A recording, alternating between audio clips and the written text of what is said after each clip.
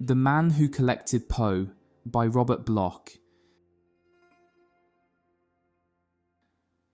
During the whole of a dull, dark and soundless day in the autumn of the year, when the clouds hung oppressively low in the heavens, I had been passing alone by automobile through a singularly dreary tract of country, and at length found myself, as the shades of the evening drew on, within view of my destination. I looked upon the scene before me, upon the mere house and the simple landscape features of the domain, upon the bleak walls, upon the vacant eye-like windows, upon a few rank sedges, and upon a few white trunks of decayed trees, with a feeling of utter confusion, commingled with dismay. For it seemed to me as though I had visited this scene once before, or read of it perhaps in some frequently rescanned tale. And yet assuredly it could not be, for only 3 days had passed since I had made the acquaintance of Launcelot Canning, and received an invitation to visit him at his Maryland residence. The circumstances under which I met Canning were simple. I happened to attend a bibliophilic meeting in Washington and was introduced to him by a mutual friend. Casual conversation gave place to absorbed and interested discussion when he discovered my preoccupation with works of fantasy. Upon learning that I was travelling upon a vacation with no set itinerary, Canning urged me to become his guest for a day and to examine, at my leisure, his unusual display of memorabilia. "I feel from our conversation that we have much in common," he told me. "For you see, sir, in my love of fantasy I bow to no man. It is a taste I have perhaps inherited from my father and from his father before him, together with their considerable acquisitions in the genre. No doubt you would be gratified with what I am prepared to show you, for in all due modesty I beg to style myself the world's leading collector of the works of Edgar Allan Poe." I confess that his invitation as such did not enthrall me, for I hold no brief for the literary hero worshipper or the scholarly collector as a type. I own to a more than passing interest in the tales of Poe, but my interest does not extend to the point of ferreting out the exact date upon which Mr. Poe first decided to raise a moustache, nor would I be unduly intrigued by the opportunity to examine several hairs preserved from that hirsute appendage.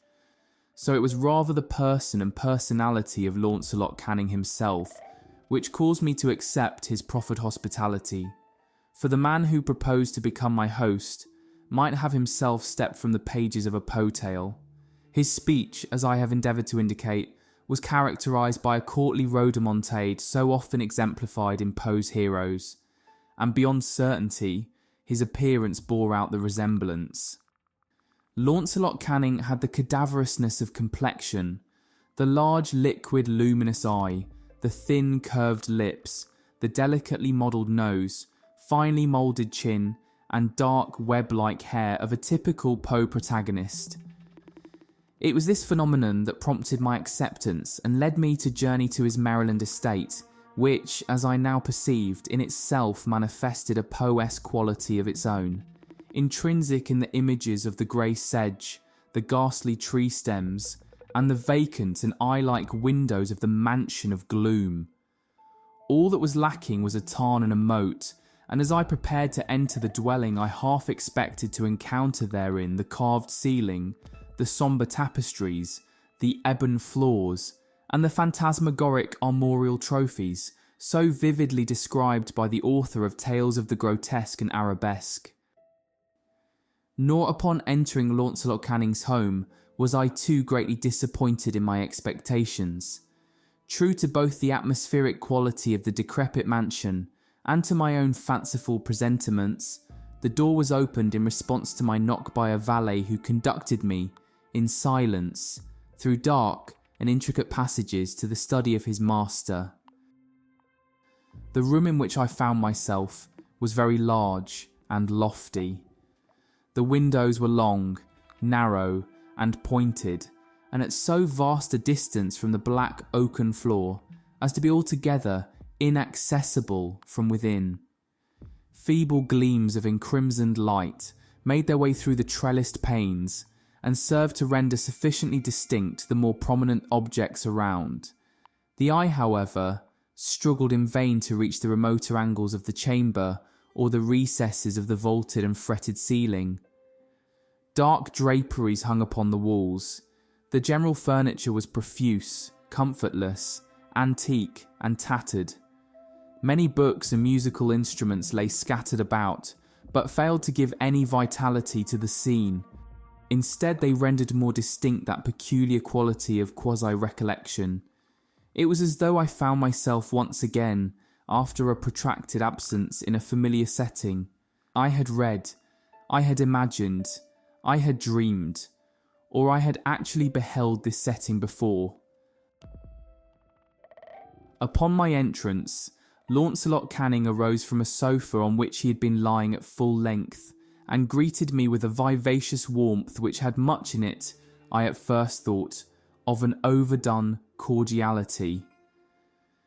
Yet his tone, as he spoke of the object of my visit, of his earnest desire to see me, and of the solace he expected me to afford him in a mutual discussion of our interests, soon alleviated my initial misapprehension.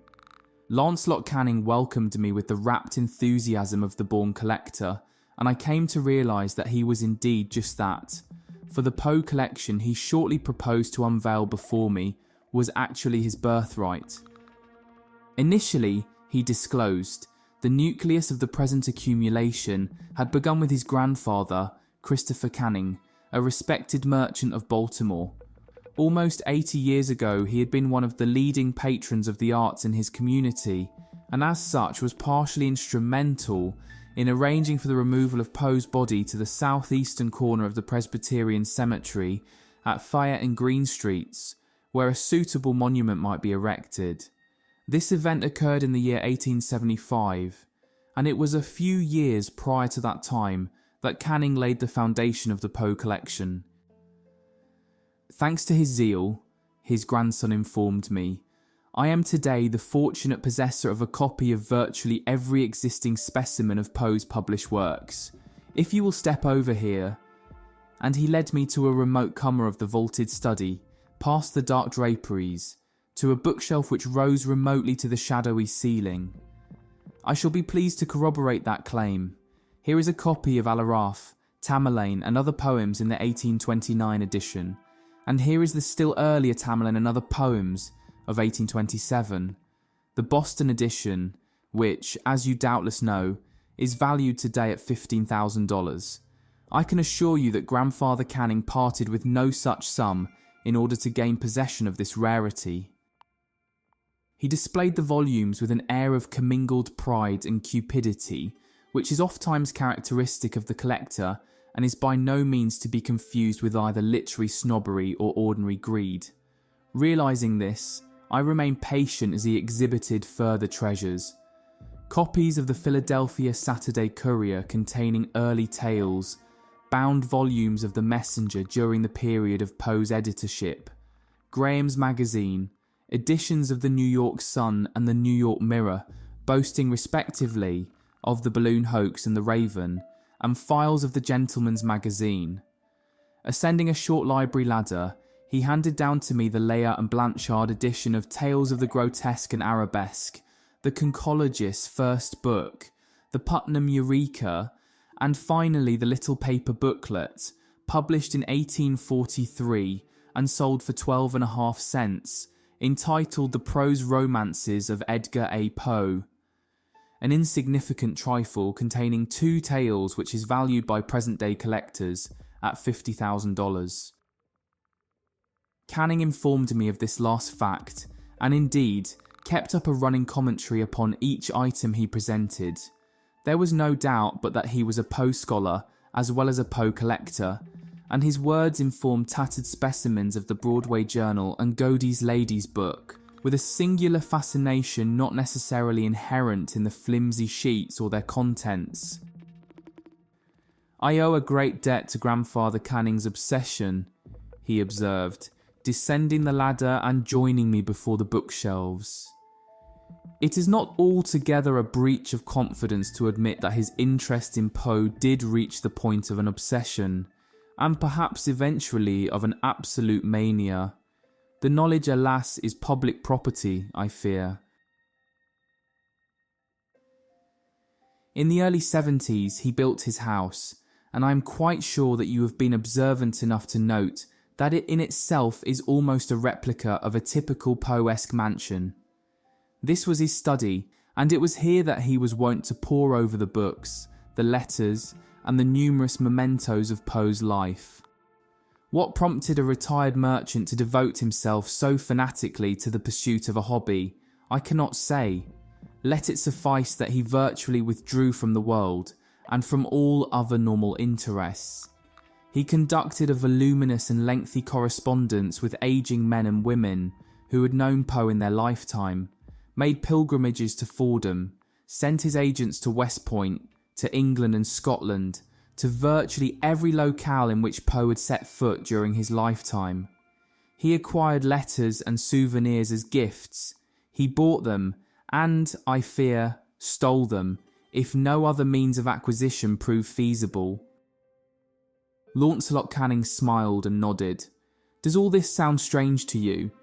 I confess that once I too found it almost incredible, a fragment of romance. Now, after years spent here, I have lost my own objectivity. Yes, it is strange, I replied. But are you quite sure that there was not some obscure, personal reason for your grandfather's interest? Had he met Poe as a boy, or been closely associated with one of his friends? Was there, perhaps, a distant, undisclosed relationship? At the mention of the last word, Canning started visibly, and a tremor of agitation overspread his countenance. "Ah," he exclaimed, "there you voice my own inmost conviction. A relationship, assuredly there must have been one. I am morally, instinctively certain that Grandfather Canning felt or knew himself to be linked to Edgar Poe by ties of blood. Nothing else could account for his strong initial interest, his continuing defence of Poe in the literary controversies of the day, and his final melancholy lapse into a world of delusion and illusion. Yet he never voiced a statement or put an allegation upon paper, and I have searched the collection of letters in vain for the slightest clue. It is curious that you so promptly divine a suspicion held not only by myself but by my father. He was only a child at the time of my grandfather Canning's death, but the attendant circumstances left a profound impression upon his sensitive nature. Although he was immediately removed from this house to the home of his mother's people in Baltimore, he lost no time in returning upon assuming his inheritance in early manhood. Fortunately, being in possession of a considerable income, he was able to devote his entire lifetime to further research. The name of Arthur Canning is still well known in the world of literary criticism, but for some reason he preferred to pursue his scholarly examination of Poe's career in privacy. I believe this preference was dictated by an inner sensibility, that he was endeavouring to unearth some information which would prove his father's, his, and for that matter, my own kinship to Edgar Poe. "You say your father was also a collector?" I prompted. "A statement I am prepared to substantiate," replied my host, as he led me to yet another corner of the shadow-shrouded study. "But first, if you would accept a glass of wine." He filled, not glasses, but veritable beakers from a large carafe, and we toasted one another in silent appreciation. It is perhaps unnecessary for me to observe that the wine was a fine old Amontillado. "Now then," said Launcelot Canning, "my father's special province in Poe research consisted of the accumulation and study of letters." Opening a series of large trays or drawers beneath the bookshelves, he drew out file after file of glass-lined folios, and for the space of the next half hour I examined Edgar Poe's correspondence, letters to Henry Herring, to Dr. Snodgrass, Sarah Shelton, James P. Moss, Elizabeth Poe, missives to Mrs. Rockwood, Helen Whitman, Anne Lynch, John Pendleton Kennedy, notes to Mrs. Richmond, to John Allen, to Annie, to his brother Henry, a profusion of documents, a veritable epistolary cornucopia.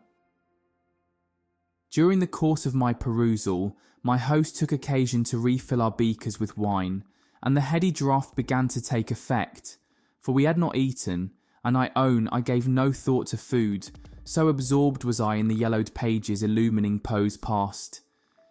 Here was wit, erudition, literary criticism.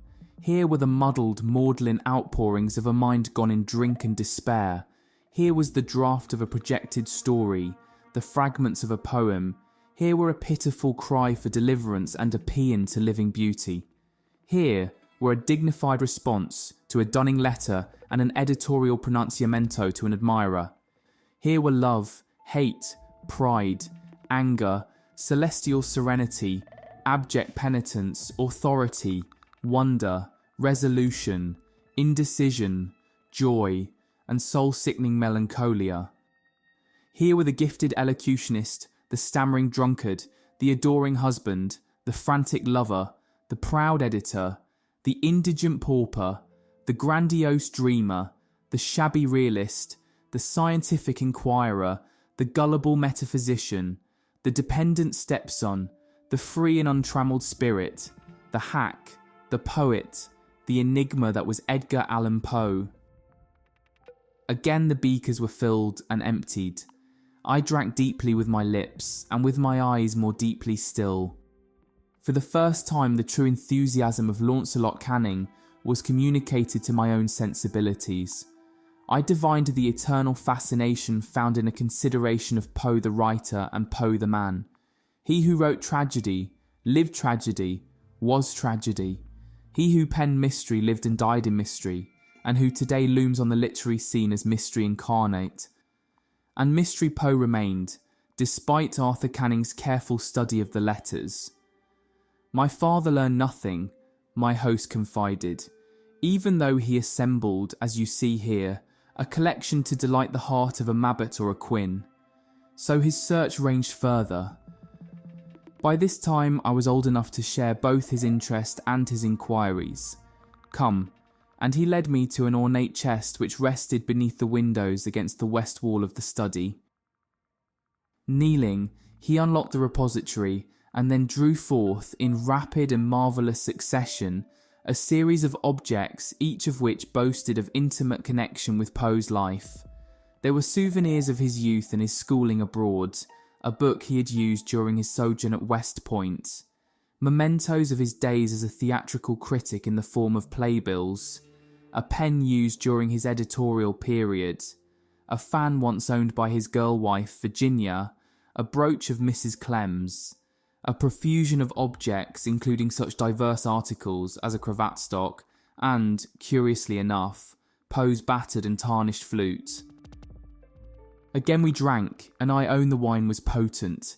Canning's countenance remained cadaverously wan, but moreover there was a species of mad hilarity in his eye, an evident restrained hysteria in his whole demeanour. At length, from the scattered heap of curiosa, I happened to draw forth and examine a little box of no remarkable character, whereupon I was constrained to inquire its history and what part it had played in the life of Poe. In the life of Poe? A visible tremor convulsed the features of my host, then rapidly passed in transformation to a grimace, a rictus of amusement. This little box, and you will note how, by some fateful design or contrived coincidence, it bears a resemblance to the box he himself conceived and described in his tale, Berenice.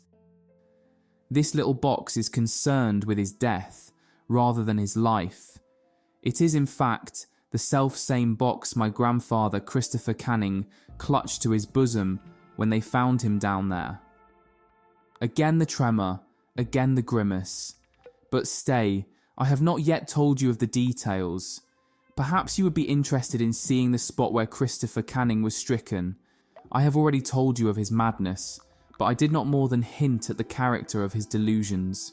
You have been patient with me, and more than patient. Your understanding shall be rewarded, for I perceive you can be fully entrusted with the facts. What further revelations Canning was prepared to make, I could not say, but his manner was such as to inspire a vague disquiet and trepidation in my breast. Upon perceiving my unease, he laughed shortly and laid a hand upon my shoulder.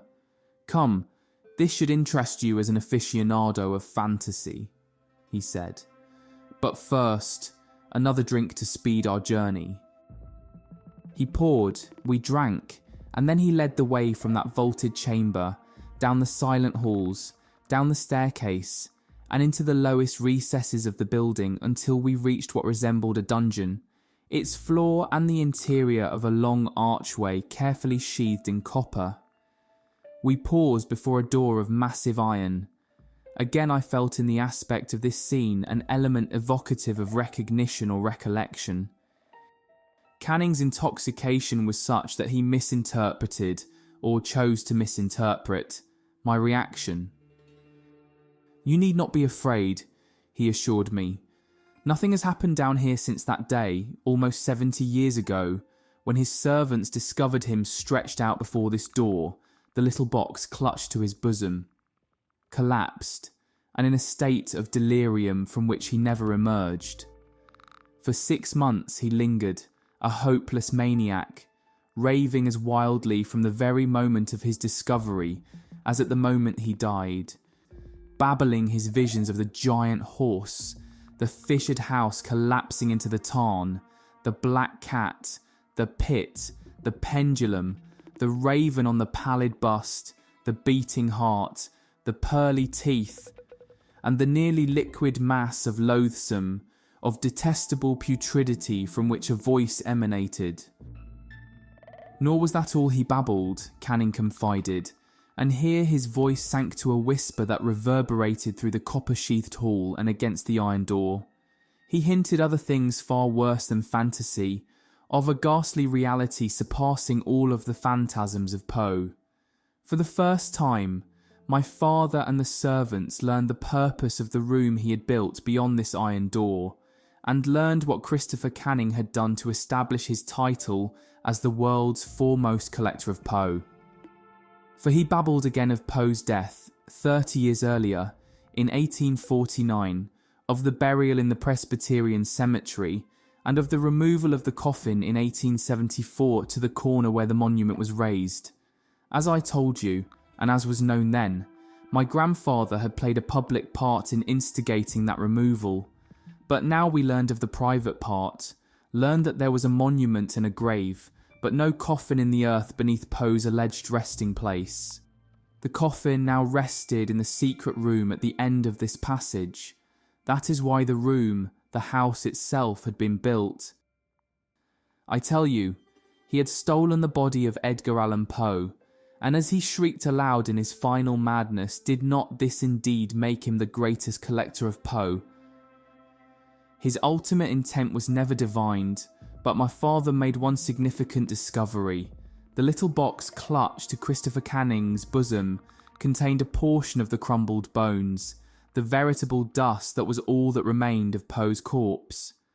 My host shuddered and turned away. He led me back along that hall of horror, up the stairs, into the study.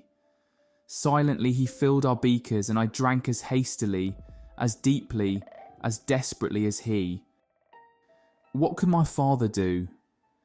To own the truth was to create a public scandal. He chose instead to keep silence, to devote his own life to study and retirement. Naturally the shock affected him profoundly. To my knowledge he never entered the room beyond the iron door, and, indeed, I did not know of the room or its contents until the hour of his death, and it was not until some years later that I myself found the key among his effects. But find the key I did, and the story was immediately and completely corroborated. Today, I am the greatest collector of Poe, for he lies in the keep below, my eternal trophy. This time, I poured the wine. As I did so, I noted for the first time the imminence of a storm, the impetuous fury of its gusts shaking the casements, and the echoes of its thunder rolling and rumbling down the time-corroded corridors of the old house. The wild, overstrained vivacity with which my host hearkened, or apparently hearkened to these sounds, did nothing to reassure me, for his recent revelation led me to suspect his sanity. That the body of Edgar Allan Poe had been stolen, that this mansion had been built to house it, that it was indeed enshrined in a crypt below, that grandsire, son and grandson had dwelt here alone, apart, enslaved to a sepulchral secret, was beyond sane belief. And yet, surrounded now by the night and the storm, in a setting torn from Poe's own frenzied fancies, I could not be sure. Here the past was still alive. The very spirit of Poe's tales breathed forth its corruption upon the scene. As thunder boomed, Launcelot Canning took up Poe's flute and, whether in defiance of the storm without or as a mocking accompaniment, he played, blowing upon it with drunken persistence, with eerie atonality, with nerve-shattering shrillness. To the shrieking of that infernal instrument, the thunder added a braying counterpoint. Uneasy, uncertain, and unnerved, I retreated into the shadows of the bookshelves at the farther end of the room and idly scanned the titles of a row of ancient tomes. Here was the Chiromancy of Robert Flood, the Directorium Inquisitorum, a rare and curious book in quarto Gothic that was the manual of a forgotten church. And betwixt and between the volumes of pseudo-scientific inquiry, theological speculation, and sundry incunabula, I found titles that arrested and appalled me. De Vermis Mysteriis and the Liber Ibon, treatises on demonology, on witchcraft, on sorcery moulded in crumbling binding. The books were old, but the books were not dusty. They had been read. Read them? It was as though Canning divined my inmost thoughts. He had put aside his flute and now approached me, tittering as though in continued drunken defiance of the storm. Odd echoes and boomings now sounded through the long halls of the house, and curious grating sounds threatened to drown out his words and his laughter. "Read them?" said Canning. "I study them.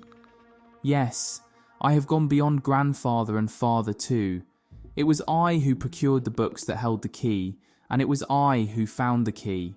A key more difficult to discover and more important than the key to the vaults below. I often wonder if Poe himself had access to these selfsame tomes, knew the selfsame secrets, the secrets of the grave and what lies beyond, and what can be summoned forth if one but holds the key." He stumbled away and returned with wine. "Drink," he said. "Drink to the night and the storm." I brushed the proffered glass aside. "Enough," I said. "I must be on my way." Was it fancy, or did I find fear frozen on his features? Canning clutched my arm and cried, "No, stay with me. This is no night on which to be alone. I swear I cannot abide the thought of being alone. I can bear to be alone no more." His incoherent babble mingled with the thunder and the echoes. I drew back and confronted him. "Control yourself," I counselled. "Confess that this is a hoax, an elaborate imposture arranged to please your fancy." "Hoax? Imposture? Stay, and I shall prove to you beyond all doubt." And so saying, Launcelot Canning stooped and opened a small drawer set in the wall beneath and beside the bookshelves. "This should repay you for your interest in my story, and in Poe," he murmured. "Know that you are the first other person than myself to glimpse these treasures." He handed me a sheaf of manuscripts on plain white paper, documents written in ink curiously similar to that I had noted while perusing Poe's letters. Pages were clipped together in groups, and for a moment I scanned titles alone. "The Worm of Midnight" by Edgar Poe, I read aloud. "The Crypt," I breathed. "And here, the further adventures of Arthur Gordon Pym." And in my agitation I came close to dropping the precious pages. Are these what they appear to be, the unpublished tales of Poe? My host bowed. "Unpublished. undiscovered, unknown, save to me and to you. But this cannot be, I protested. Surely there would have been a mention of them somewhere, in Poe's own letters or those of his contemporaries. There would have been a clue, an indication, somewhere, someplace, somehow. Thunder mingled with my words, and thunder echoed in Canning's shouted reply.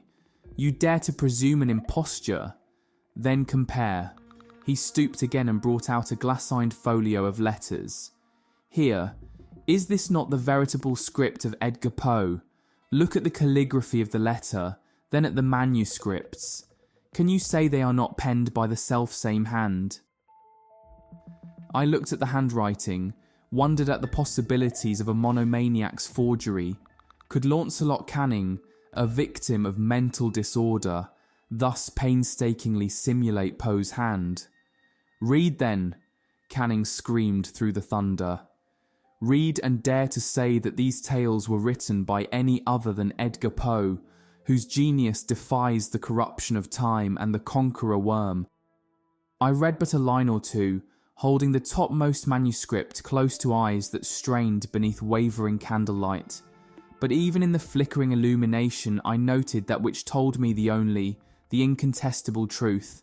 For the paper, the curiously unyellowed paper, bore a visible watermark, the name of a firm of well-known modern stationers, and the date, 1949. Putting the sheaf aside, I endeavoured to compose myself as I moved away from Launcelot Canning. For now I knew the truth, knew that 100 years after Poe's death a semblance of his spirit still lived in the distorted and disordered soul of Canning. Incarnation, reincarnation, call it what you will, Canning was, in his own irrational mind, Edgar Allan Poe.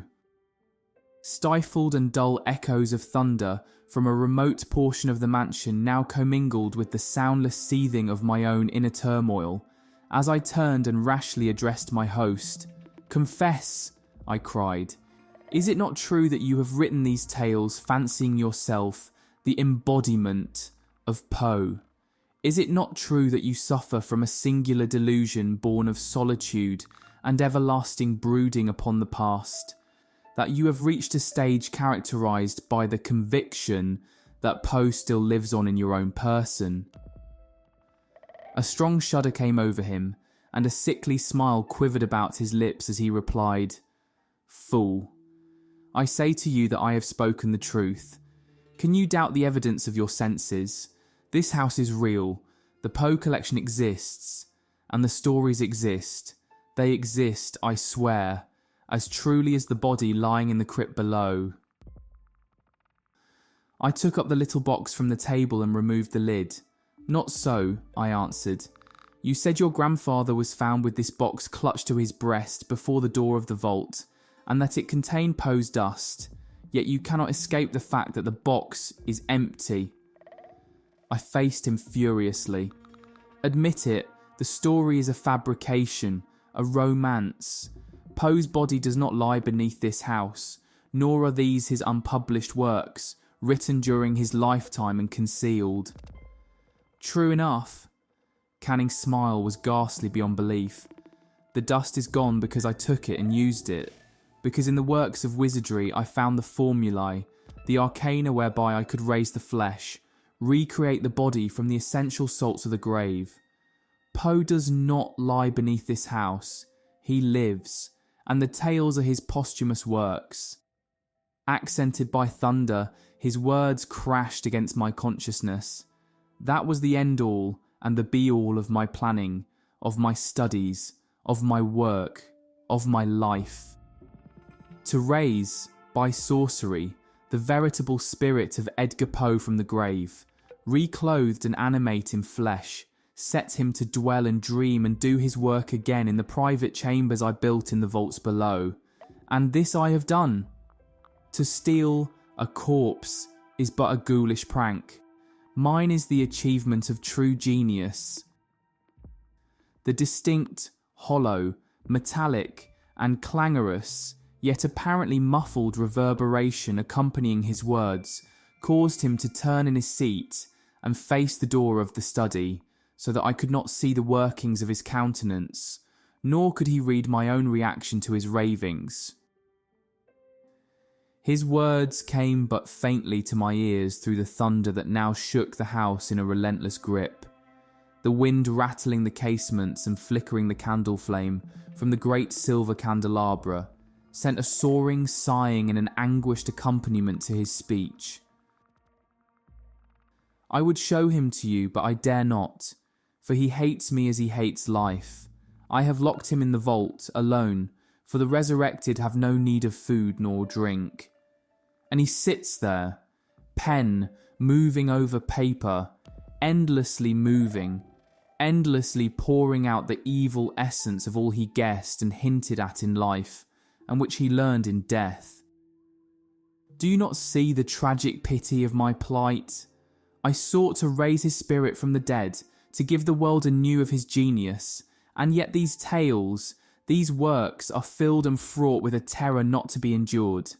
They cannot be shown to the world. He cannot be shown to the world. In bringing back the dead, I have brought back the fruits of death. Echoes sounded anew as I moved toward the door. Moved, I confess, to flee this accursed house and its accursed owner. Canning clutched my hand, my arm, my shoulder. "You cannot go," he shouted above the storm. I spoke of his escaping, but did you not guess?